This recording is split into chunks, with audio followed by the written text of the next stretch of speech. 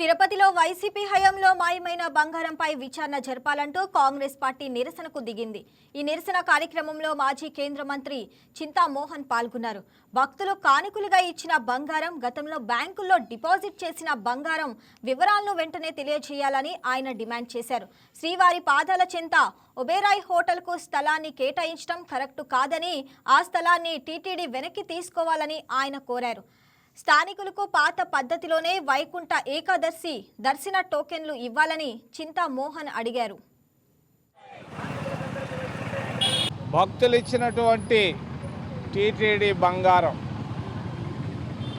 రెండవది టీటీడీ భూములు, మూడవది దర్శనాలు.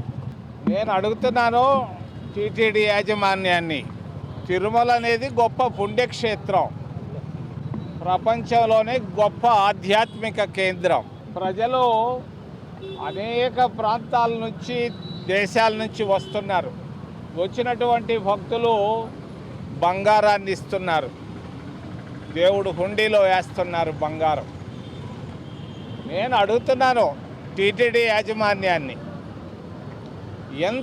ఎన్ని వందల కిలోలు బంగారం లెక్కల్లో ఉంది? ఎన్ని వందల కిలోలు బంగారం లెక్కల్లో ఉంది? మరి ఈ మధ్య కొన్ని విమర్శలు వస్తున్నాయి, ఎంత బంగారు అదృశ్యం అయింది? వచ్చినటువంటి బంగారాన్ని ఎక్కడ పెట్టారు? ఈ విషయంలో స్పష్టత అవసరం, పారదర్శకత అవసరం. గొప్ప ఆధ్యాత్మిక కేంద్రం, పెద్ద పుణ్యక్షేత్రం. తప్పనిసరిగా దీనిపైన వెంటనే వివరణ ఇవ్వాలని నేను కోరుతున్నాను. ఎంత బంగారు, ఎక్కడెక్కడ ఎన్ని వందల కిలోల బంగారు మనకు వచ్చింది, ఎక్కడెక్కడ మీరు పెట్టారు, ఏ ఆలోచనతో పెట్టారు? ఎంత బంగారు కనబడకుండా పోతా ఉంది. వెంటనే నేను చెప్తున్నాను, 7 కొండల సాక్షిగా 7 రోజుల్లో క్లారిటీ ఇవ్వాలి. తప్పదు ఇది.